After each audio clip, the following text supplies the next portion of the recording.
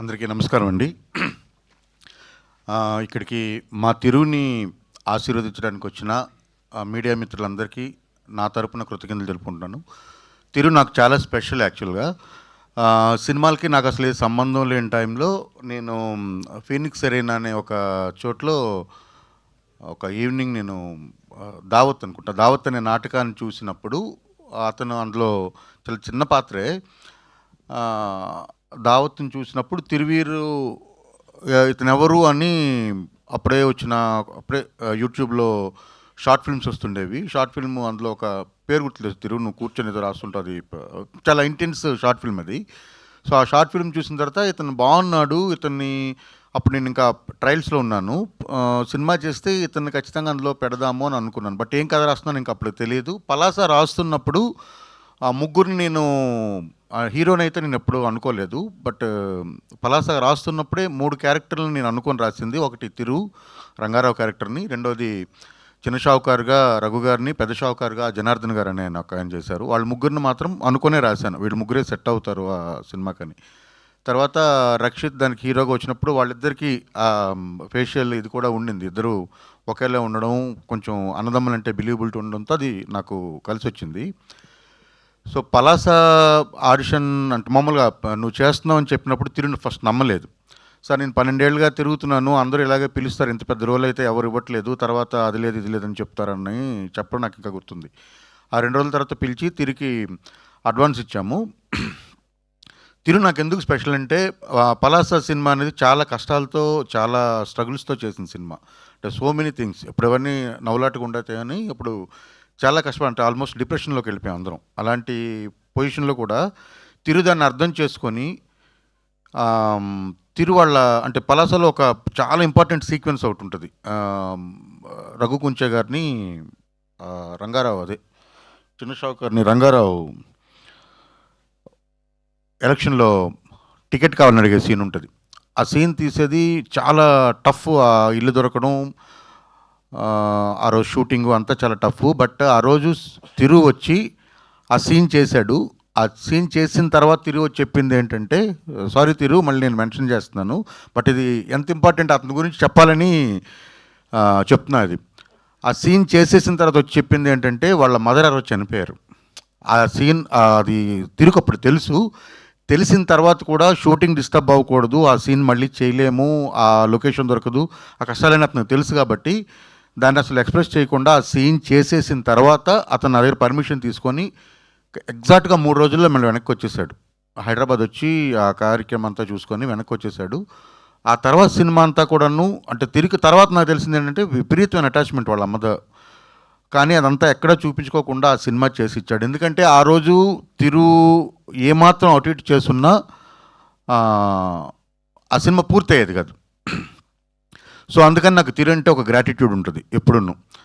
అలాంటి తిరు నాకున్న ఒక కంప్లైంట్ ఏంటంటే, రెగ్యులర్గా పాపం అతను సినిమాలు రావట్లేదని. అంటే దానికి 1000 కారణాలు ఉండొచ్చు, తెలుగు సినిమా ఎకో సిస్టమ్ అంతా డిఫరెంట్గా ఉంటుంది, మనకు తెలిసిందే. సో ఈ సినిమా రిలీజ్ అవుతుంది సార్, ఇలా ప్రీ రిలీజ్ ఈవెంట్ అని మొన్న ఫోన్ చేశాడు. ఈరోజు షూటింగ్ ఉండింది నాకు, ఈరోజు రేపు 2 రోజులు షూటింగ్ ఉంది, నేను రాలేనబ్బా అన్నాను. ఈరోజంతా మన ముఖ్యమంత్రి గారికి ఏదో ఈవెంట్ అవుతుందని షూటింగ్స్ అన్నీ క్యాన్సిల్ అయ్యాయి. నేను సాయంత్రం ఫోన్ చేశాను. ఫోన్ చేస్తే, సార్ ఇది ఇప్పుడు చెప్తున్నారు మీరు, ఫోటోలు వేయట్లేదు, మేము ఫోటోలన్నీ ప్రింట్ అయిపోయాయని చెప్పాడు, మీ ఫోటో రాదు సార్ అన్నాడు.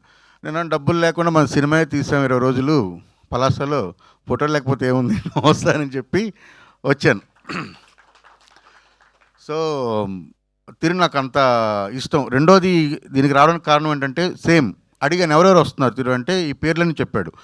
వీళ్ళందరికీ ఇందాక ఎవరు మెన్షన్ చేశారు, మీరు మెన్షన్ చేసినట్టున్నారు. ఎస్, ఆయన మెన్షన్ చేసినట్టు, దుష్యంత్ గారు మెన్షన్ చేసినట్టు, ఫస్ట్ సినిమా కష్టాలు అందరికీ తెలుసు, ఇక్కడ ఉన్న వాళ్ళందరికీ కూడాను. అట్ ద సేమ్ టైం వీళ్ళంతా కూడా ఎవరు కూడాను మెయిన్ స్ట్రీమ్ కమర్షియల్ సినిమా అంటే కారులోంచి హీరో దిగ్గానే భూమి బద్దలైపోయే షాట్లు పెట్టిన వాళ్ళు ఎవరు లేరు ఇందులో.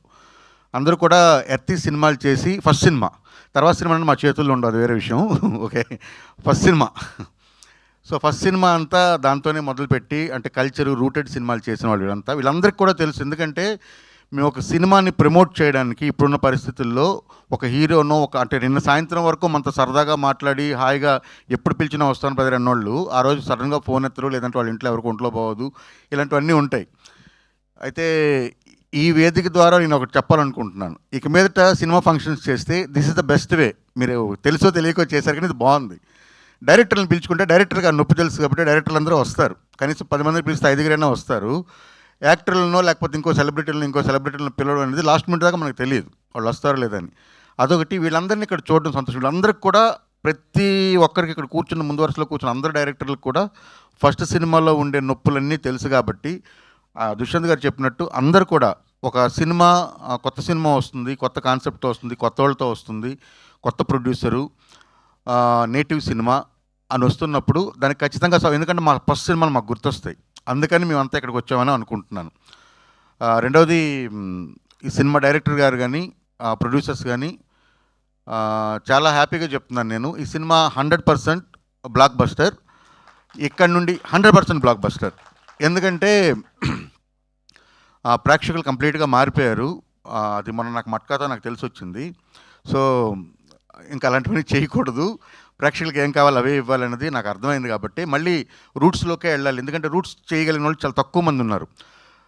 రెండోది, ఈ వేదిక మూలంగా నేను ఈ డైరెక్టర్లందరికీ ఒక చిన్న రిక్వెస్ట్ పెడదాం అనుకుంటున్నాను. ఎందుకంటే మనకి మిగతా ఇండస్ట్రీలు చూసినప్పుడు అంటే సేమ్ భావజాలం ఉన్నవాళ్ళు, ఈ భావసారూపిత ఉన్న డైరెక్టర్లు లేకపోతే ఇలాంటి నేటివ్ కథలు, కొత్త కథలు చెప్దాం అనుకున్న వాళ్ళంతా కూడాను మిగతా ఇండస్ట్రీస్లో వాళ్ళంతా ఒక ఎకో సిస్టంలో పనిచేస్తున్నారు. Something like that. ఇప్పుడు నా దగ్గర కథ ఉంది, నేను చేయలేను, నేను ఉదయ్ గుర్రాల గారికి ఇవ్వచ్చు ఆ కథ, లేకపోతే ఆయన నా సినిమా కెమెరా చేయొచ్చు అంటే అక్కడ అలాంటి సిస్టమ్ ఇక్కడ మనకు లేదు తెలుగులో. మనందరం కూడా ఏదో కేవ్స్ లాంటివి పెట్టుకొని ఒక్కొక్కరికి ఒక్కొక్క ఇది పెట్టుకొని అక్కడ ఏదో చేస్తున్నాము. అలా చేస్తే పెద్ద ఆర్ట్ను మనం సృష్టించలేమేమో. ఎందుకంటే తెలుగులో చేసిన ప్రయోగాలు, తెలుగులో వచ్చినంత గొప్ప సినిమా ఇన్ఫ్యాక్ట్ ఇంటర్నేషనల్ సినిమాలో లేదు. అంటే మనం గత చరిత్ర అంతా చూసుకుంటే మనం చేసిన ప్రయోగాలు కానీ మనం చేసిన మంచి కథలు కానీ ఎవరు చేయలేదు. కానీ ఇప్పుడు ఎందుకంటే మనం ఎందుకో చేయలేకపోతుంది, ఎందుకంటే సామీప్యత తగ్గిపోయింది. అందరం ఫోన్లో ఉండిపోతున్నాం, ఇది కావట్లేదు. అట్లీస్ట్ సపరేట్గా గ్రూపులు ఇవన్నీ అనుకోకుండా మన వరకైనా సరే మనందరం కలిసి ఒక ఎకో సిస్టమ్ని ఏర్పాటు చేసుకొని మోర్ కంటెంట్ని మనం ప్రొడ్యూస్ చేయగలుగుతామని అనుకుంటాను. నేను ప్రొడ్యూస్ చేస్తాను, ఇంకో డైరెక్ట్ చేస్తారు, ఇంకోళ్ళు ఇచ్చేస్తారు, అలా చేయొచ్చు. దానికి వేదిక ఇంతమందిని కల్పించడానికి నాకు అవకాశం కల్పించినందుకు తిరిగి నేను ఫస్ట్ కృతజ్ఞత తెలుపుకుంటూ ఈ సినిమా 100% బ్లాక్ బస్టర్ అవ్వాలి. ఆంధ్రప్రదేశ్లో, తెలంగాణలో ఉన్న ప్రతి ఒక్కరు, తెలుగు రాష్ట్రాల్లో ఉన్న ప్రతి ఒక్కరి సినిమాని చూడాలని నేను కోరుకుంటూ, ఇదంతా రిలేటబుల్ సబ్జెక్టు, చిన్న ఫన్ను, చిన్న ఎమోషను, అది మన పక్కింటి బాయ్ నెక్స్ట్ డోర్ సబ్జెక్ట్ ఎప్పుడు కూడా హిట్ అవుద్ది. ఇక్కడంతా మేము అందరం కూడా ఫస్ట్ సినిమాలు హిట్లు కొట్టామంటే ఓన్లీ మేము నమ్ముకునేది ఏంటంటే మా జీవితాల్లోంచో, మేము చూసిన జీవితాల్లోంచో తీసుకోవడం వల్ల. మేము ఎప్పుడైతే నేలవిడి సామ్ చేసామో ఆ రోజే మాకు దెబ్బలు తగిలాయి. కాబట్టి thank you very much. Thanks for the opportunity Thiru. All the best. Thank you. లేదు సార్, పర్ఫెక్ట్గా మాట్లాడారు. Thank you so much. And Sunny గారు విల్ స్పీక్ నౌ.